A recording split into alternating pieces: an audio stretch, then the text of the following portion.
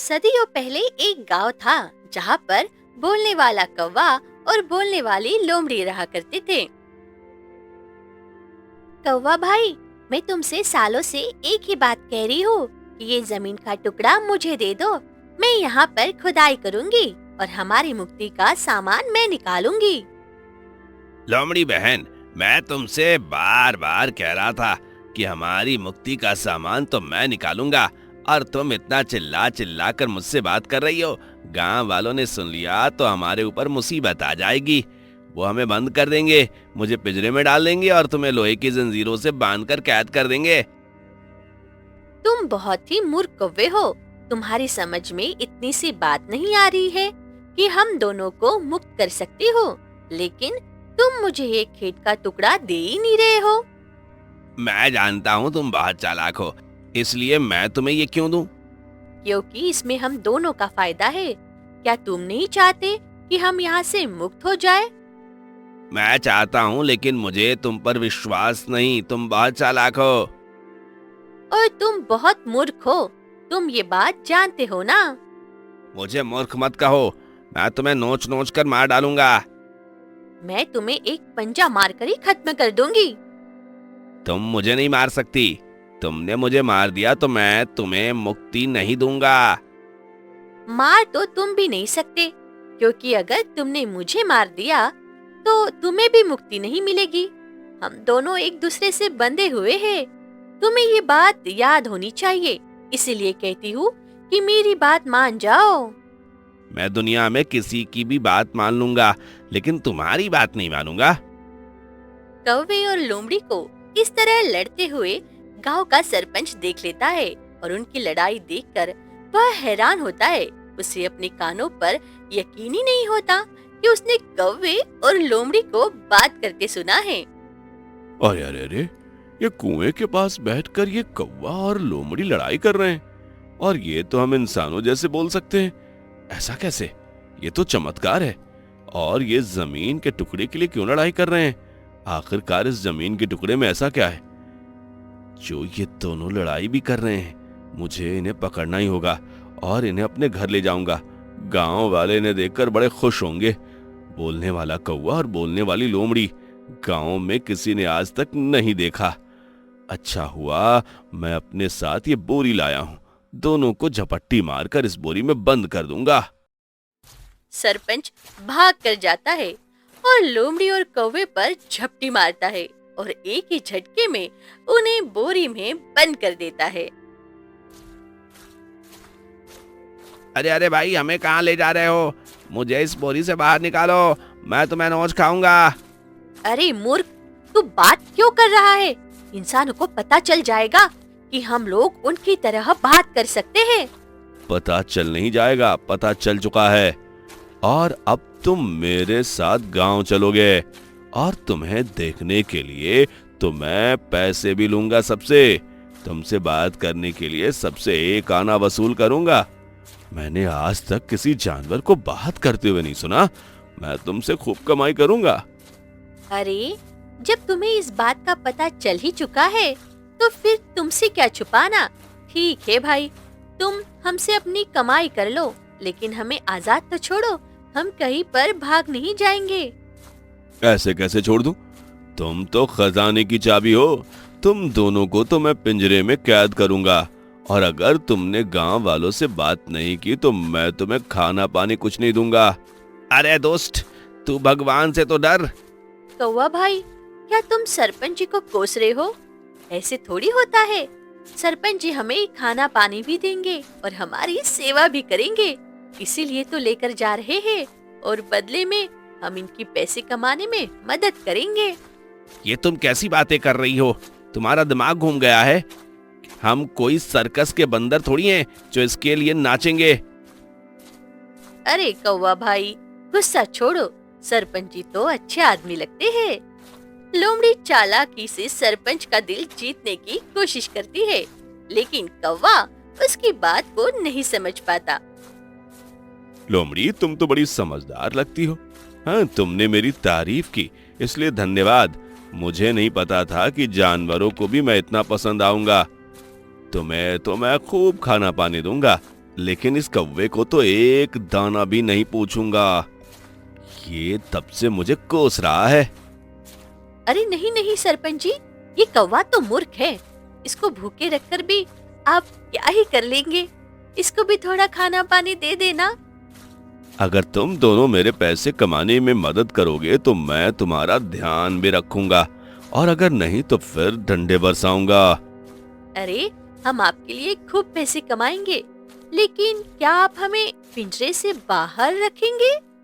मेरी मत थोड़ी न मारी गई है कि मैं तुम्हें पिंजरे से बाहर निकालूं। हाँ, मुझे पता है तुम लोग भाग जाओगे। ये सरपंच तो मुझसे भी चालाक है। मैंने बहुत कोशिश कर ली कि मैं अपने आप को और कौवे को इससे छुड़ा लूं, लेकिन ये तो मानने वाला नहीं है। कुछ और तरकीब लड़ानी पड़ेगी। देखो, मेरा घर आ गया है।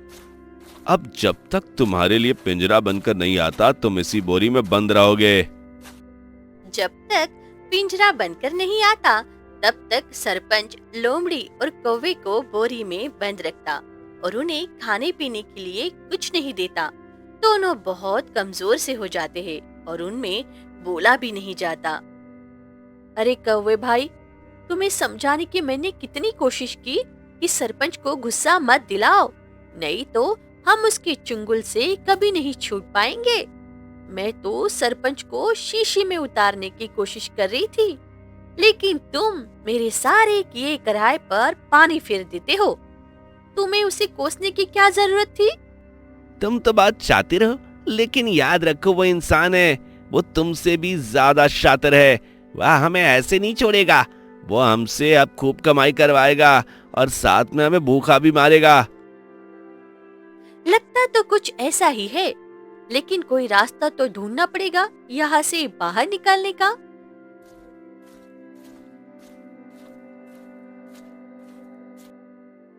बोलने वाले कौवे और बोलने वाली लोमड़ी, चलो चलो, तुम्हारा इंतजाम हो चुका। तुम्हारे लिए एक बड़ा सा पिंजरा आ चुका है। अब तुम दोनों उससे बाहर नहीं जा पाओगे। गांव वालों के सामने तुम्हारी नुमाइश लगेगी। तुम्हें देखने बहुत सारे लोग आ रहे हैं। सरपंच लोमड़ी और कौवे को पिंजरे में डाल देता है। लेकिन सरपंच जी, हमें कुछ खाने को दे दीजिए। आपने कितनी देर से हमें इस बोरी में बंद कर रखा है। हम भूख और प्यास से तड़प रहे हैं। हाँ हाँ, पहले हमें कुछ खाने को तो दो, फिर हम तुम्हारे लिए पैसे भी कमा लेंगे। अच्छा ठीक है ठीक है, तुम्हें खाने के लिए कुछ देता हूं। ये लो खा लो, लेकिन दोनों को बस इतना ही मिलेगा। पर सरपंच जी, ये तो सिर्फ एक कौवे का ही भोजन है। इसमें मेरा पेट कैसे भरेगा? मेरे लिए तो कुछ और भोजन लाइए। कौवा और मैं एक जैसा भोजन नहीं खाते। अब तुम्हारे लिए क्या मैं पकवान बनाऊं? जो है वही खाओ। गांव वाले बस आते ही होंगे तुम्हें देखने। क्या मुसीबत है, आज हम कहाँ फंस गए? तुम्हारी वजह से हुआ है। मैंने कहा था इतना चिल्ला चिल्ला कर बात मत करो, इंसान हमारी बातें सुन लेंगे, और वही हुआ। मैंने ऐसा नहीं सोचा था कि ऐसा होगा। सरपंच के घर के बाहर गांव वालों की भीड़ लग जाती है और सभी लोग उत्सुक होते हैं कि बोलती हुई लोमड़ी और बोलते हुए कौवे को देखने के लिए और उनसे बात करने के लिए। सभी लोग एक एक आना यहाँ पर रख दो, तभी मैं तुम्हें इस बोलती हुई लोमड़ी और कौवे से बात करने का अवसर दूंगा। सरपंच जी, आप इन दोनों को कहां से पकड़ कर लाएं? तुम इन्हीं से क्यों नहीं पूछ लेते? हरिया, एक आना दो और इन्हीं से पूछ लो। आप कहते हैं तो एक आना ले ही लो। अरे लोमड़ी, अरे कौवे, तुम सरपंच जी के पास कैसे आए? हम कुएं के पास बैठकर बातें कर रहे थे। सरपंच जी ने हमारी बात सुन ली और हमें पकड़कर यहाँ ले आए। लेकिन सरपंच जी, आपने इन्हें पिंजरे में क्यों डाला? अरे, ये कौवा और लोमड़ी दोनों खूंखार हैं। अगर मैंने इन्हें खुला छोड़ दिया तो ये पूरे गांव को तबाह कर देंगे। ये कौवा सबको नोच नोच कर खा जाएगा और साथ में ये लोमड़ी भी ये हमला कर सकते हैं। ये खूंखार जानवर हैं। ये सब तुम क्या कह रहे हो? हम ऐसा नहीं है। अरे कौवा भाई, चुप रहो। नहीं तो खाना नहीं मिलेगा। जो ये बोल रहा है इसे बोलने दो। क्या कहा तुमने? जरा जोर से तो कहना। कुछ नहीं, मैं क्या ही कह सकता हूँ। लगता तो नहीं है ये जानवर खूंखार है, ये तो चुपचाप बैठे हैं। अरे लोमड़ी, सुना है तुम तो बहुत ही चालाक हो। नहीं, चालाक नहीं, अभी तो सिर्फ लाचार हूँ और इस पिंजरे में बंद हूँ। हरिया और लक्ष्मी को कौवे और लोमड़ी के लिए बुरा लगता है, क्योंकि सारा गांव उनको चिढ़ाता है और उनका खूब मजाक उड़ाता है। उन्हें सरपंच पर बहुत गुस्सा आता है। आज जो मैंने दुर्दशा उन जानवरों की देखी है, ऐसा नहीं होना चाहिए। ये तो बड़ा ही चमत्कार है कि एक कौवा और लोमड़ी बात कर सकते हैं, लेकिन आखिरकार सरपंच की गिरफ्त में कैसे आ गए? वो दोनों कितने उदास लग रहे थे। ये तो बहुत बुरी बात है। तो जानवरों पर अन्याय है ये। हाँ, आप ठीक कहते हैं। मुझे भी उनको देखकर बहुत बुरा लगा। गांव वाले तो खूब मजे ले रहे थे, जबरदस्ती उनसे बात करवा रहे थे और सरपंच बार बार धमकी दे रहा था कि वो उन्हें खाना नहीं देगा। वो बेचारे दो जानवर बेबस और लाचार बस उस पिंजरे में खड़े थे। वो पिंजरा कितना छोटा, उसमें तो वो आराम से खड़े भी नहीं हो सकते। उस लोमड़ी के लिए तो वह पिंजरा बहुत ही छोटा है। उस सरपंच ने उन दोनों को बस सलाखों के पीछे कैद कर लिया है। हमें कुछ करना चाहिए, हमें उनको वहां से छुड़ाना चाहिए। अरे लेकिन वह सरपंच का घर है, वहाँ पर पहरा रहता है। हम उन्हें वहाँ से कैसे छुड़ाएंगे? जब रात हो जाएगी तो हम उन्हें वहां से छुड़ाने के लिए जाएंगे। मुझे पता है उन्हें कहाँ रखा गया है, और सरपंच वैसे भी घोड़े बेचकर सोता है और उसके पहरेदार भी। तो हमें ज्यादा सोचने की जरूरत नहीं है। हमें बस पिंजरे का दरवाजा खोलना है और कौवा और लोमड़ी वहां से बाहर निकल जाएंगे। नहीं तो सरपंच उनकी दुर्दशा कर देगा और उन्हें भूखा मार देगा। ठीक है, रात होने का इंतजार करते हैं। हरिया और लक्ष्मी आधी रात होते ही सरपंच के घर पहुंच जाते हैं और जाकर पिंजरे का दरवाजा खोल देते हैं। लोमड़ी और कौवे जल्दी जल्दी बाहर निकलो, यहाँ से चलो, नहीं तो यह सरपंच तुम्हें भूखा मार डालेगा। तुम जंगल में चले जाओ और वापस कभी मत आना। हाँ हाँ, तुम दोनों बाहर निकलो और हमारे पीछे चलो। हम तुम्हें बचाते बचाते यहाँ से ले जाएंगे। ठीक है, चलो हम तुम्हारे साथ चलते हैं। कौवा और लोमड़ी छुपते छुपते लक्ष्मी और हरिया के पीछे जाते हैं और उनके घर तक पहुँच जाते हैं। ये हमारा घर है, हम लोग यहाँ रहते हैं, लेकिन अब हमारा काम था तुम्हें बाहर निकालना। अब तुम्हें अपने घर जाना होगा, अपने जंगल में, और वहां पर तुम सुरक्षित हो। लेकिन हम जंगल नहीं जाना चाहते। लोमड़ी बहन, तुम कैसी बातें कर रही हो? हम जंगल के वासी हैं, हमें जंगल ही जाना है। तुम्हें क्या सरपंच की गुलामी में रहना है? नहीं, ऐसी बात नहीं है। सच्चाई कुछ और है। अगर आप दोनों हमें अपने घर के अंदर आने देंगे तो मैं आपको पूरा सच बताऊंगी। ठीक है, बस मैं यही उम्मीद करता हूँ कि गांव वाले हमें ना देखें। अगर सरपंच को पता चल गया तो वो हमारा जीना मुश्किल कर देगा। किसी को नहीं पता चलेगा, इस वक्त सब सो रहे हैं। कहो लोमड़ी, तुम्हें क्या कहना है? मैंने जानबूझकर सरपंच के सामने और जोर से बात की। मैं और कौवा कुएं के पास लड़ाई कर रहे और मुझे दूर से सरपंच आता दिखाई दे गया था, लेकिन मैंने जानबूझकर अपनी आवाज ऊंची की और मैं जोर जोर से कौवे के साथ लड़ना शुरू कर दिया। आखिरकार तुमने ऐसा क्यों किया? तुमने जानबूझकर मुझे भी उस पिंजरे में डलवा दिया। पहले मेरी पूरी बात सुनो कि मैंने ऐसा क्यों किया। हाँ, बताओ, मैं भी जानना चाहता हूँ। मैं और तुम इतने सालों से उस जमीन के टुकड़े के लिए लड़ रहे हैं, लेकिन हम दोनों जानते हैं हमारी मुक्ति का जो सामान वहाँ पर दफन है उसे हम नहीं निकाल सकते, क्योंकि हम इतना नीचे तक उस जमीन को नहीं खोद पाएंगे। तो इसीलिए मैंने इंसानों की मदद लेने का सोचा।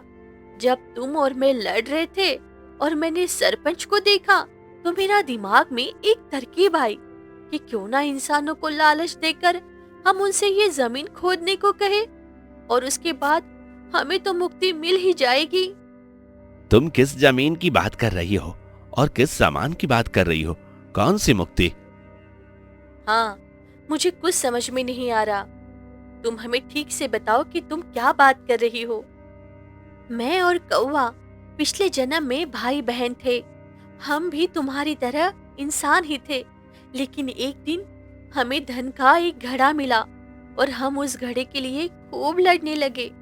एक महान संत वहां से जा रहे थे। उन्होंने हमें समझाने की खूब कोशिश की। जैसे ही वो हमें शांत करवाने हमारे पास आए, हमने उन्हें धक्का देकर गिरा दिया, जिसकी वजह से बरसों से जो अलग अलग पवित्र जगह का जल उन्होंने अपने पास इकट्ठा कर रखा था, वो नीचे गिर गया और उन्हें घोर क्रोध आया। उन्होंने हम दोनों को श्राप दिया कि अगले जन्म में हम लोमड़ी और कौवा बनेंगे और हम दोनों ऐसे ही लड़ते रहेंगे। हमारा वह खजाना जमीन में बहुत नीचे गड़ जाएगा, लेकिन हम वो कभी खोद कर नहीं निकाल पाएंगे। और जब वो खजाना निकलेगा और जब हम दोनों उसे छुएंगे, तभी हमें मुक्ति मिलेगी और फिर उसके बाद हमें इंसानों का जन्म मिलेगा। तो ये है हमारी मुक्ति का उपाय और इसीलिए मैंने ये सब कुछ किया। मुझे इंसानों की मदद चाहिए थी, लेकिन सरपंच तो बहुत ही लालची निकला। तुमने इतना सब कुछ सोचा? ये बात मेरे दिमाग में कभी आई ही नहीं। हम इंसानों से मदद ले सकते हैं। मुझे तो इंसानों से डर लगता है और खजाने की बात सुनकर तो वो हमें मार ही डालेंगे। क्या तुम इतना भी नहीं समझते कि अगर हम मर गए तो खजाना भी खत्म हो जाएगा?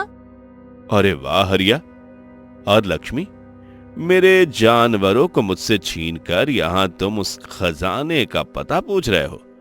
अब तो मैं तुम्हें नहीं छोड़ूंगा। सरपंच खजाने की सारी बात सुन लेता है और कौवे और लोमड़ी को पकड़कर वापस अपने घर ले जाता है और उनसे खजाने का पता पूछता है। मुझे बताओ, जमीन का वो कौन सा टुकड़ा है जिसमें खजाना गड़ा है? नहीं तो मैं तुम्हें मार डालूंगा। नहीं, मैं तुम्हें जरूर बताऊंगी, लेकिन उसके लिए तुम्हें हमारे साथ चलना होगा और हमें आजाद करना होगा। अगर तुम्हें खजाना चाहिए तो पहले हमें आजाद करो। लोमड़ी बहन, ये सब तुम क्या कह रही हो? खजाने का पता हम इसको कैसे बता सकते हैं? वो तो हमारी मुक्ति का रास्ता है। तुम अपना मुंह बंद रखो और जो मैं कह रही हूँ वो करो। ठीक है, मैं तुम्हें आजाद करता हूं, लेकिन अगर तुम भागे तो मैं तुम पर तीर चला दूंगा और तुम यहीं मर जाओगे। मुझे खजाना मिले या ना मिले, तुम्हें भी मुक्ति नहीं मिलेगी। ठीक है, तुम हमें बाहर निकालो। सरपंच लोमड़ी और कौवे को पिंजरे से बाहर निकालता है और लोमड़ी और कौवे से उस जमीन के टुकड़े के पास लेकर जाते हैं। अच्छा, तो ये वो जगह है, यहाँ पर खजाना है? हाँ, यही वह जगह है, लेकिन तुम्हें खूब नीचे तक इसे खोदना होगा और तुम्हें ये काम अकेले ही करना होगा। अगर तुमने किसी दूसरे का साथ लिया तो फिर ये काम नहीं हो पाएगा। अरे खजाने के लिए तो कुछ भी कर सकता हूँ मैं अभी खोदना शुरू करता हूँ। मुझे और कौवे को कुछ काम है, तो हम जाकर आते हैं। तुम खजाना निकालो, फिर हम उसको छूकर मुक्त हो जाएंगे और तुम वो खजाना अपने पास रख लेना। कौवा और लोमड़ी सरपंच को वहाँ पर अकेले छोड़कर हरिया और लक्ष्मी के घर पहुँचते हैं। लोमड़ी बहन, तुमने तो सरपंच को बहुत खतरनाक जगह पहुंचा दिया। कैसी खतरनाक जगह? मैंने उस सरपंच से अपना बदला लिया है और उसके लालच का यही अंजाम था। मैंने उस सरपंच को ऐसे जमीन के टुकड़े को खोदने के लिए कहकर आई हूँ जहाँ पर ऊपर तो पक्की जमीन है, लेकिन जैसे ही वह थोड़ा सा नीचे खोदेगा वो दलदल में धंस जाएगा। सरपंच के लालच का तो यही अंजाम होना था। आज उसे उसका फल मिल जाएगा। गांव वालों को उसने खूब सताया है। लेकिन तुम दोनों को मुक्ति कैसे मिलेगी? आप दोनों को हमारे साथ चलना होगा और उस जमीन के टुकड़े को खोदना होगा जहाँ पर खजाना है। अगर आप ऐसा करेंगे तो हम पर आपकी बड़ी मेहरबानी होगी। हाँ हाँ, हम ऐसा क्यों नहीं करेंगे, यह तो पुण्य का काम है, चलो चलो। हम इन्हें मुक्ति दिलाते हैं। लक्ष्मी और हरिया औजार लेकर जमीन के टुकड़ों को खोदने के लिए निकल जाते हैं। अब आपने काफी नीचे तक खोद लिया है। ऐसा लगता है कि खजाना निकलने ही वाला है। हाँ हाँ, मुझे भी ऐसा लग रहा है, अब खजाना बाहर आने वाला है। पर मुझे ऐसा नहीं लग रहा, मुझे ऐसा लग रहा है अभी और खोदना होगा। जब उन संतों ने हमें श्राप दिया था, उस वक्त उन्होंने कहा था कि जमीन को बहुत नीचे तक खोदना पड़ेगा और एक कौवे और लोमड़ी के लिए ये साधारण बात नहीं है। हम इतना नीचे तक नहीं खोद पाते। आप हमारी मुक्ति दिलाने में हमारी मदद कर रहे हो। हमारे लिए ये बहुत बड़ी बात है। अरे नहीं नहीं, ये तो पुण्य का कार्य है। हम तुम्हारी मदद थोड़ी कर रहे, हम तो बस पुण्य कमा रहे हैं। वैसे लोमड़ी बहन, तुम्हें मानना पड़ेगा, तुमने खूब तरकीब लगाई और सरपंच को उसका सबक भी सिखाया। उसका लालच ही आज उसे दलदल में डुबो देगा। मैं उसे कुछ भी नहीं करती अगर वो इतना लालची इंसान नहीं होता, और मेरा किया किराया भी खराब हो जाता अगर हरिया और लक्ष्मी हमें वहां से निकालने नहीं आते।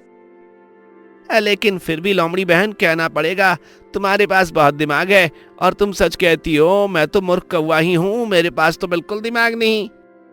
चलो कौवे, आज तुमने माना तो सही कि तुम्हारे पास दिमाग नहीं है। हमारी लड़ाई की यही वजह थी कि तुम कभी मेरी बात नहीं मानते थे, लेकिन अब देखो, तुम मान गए ना मुझे। हाँ हाँ, अब तो बात मेरी समझ में आ गई कि तुम बहुत समझदार हो। चलो अच्छा है, देर आए दुरुस्त आए। अरे ये देखो, तुम्हारा खजाना, ये सोने का घड़ा और उसमें सोने की अशर्फियां, ये देखो। चलो कौवा भाई, अब हमारे मुक्त होने का वक्त आ गया है।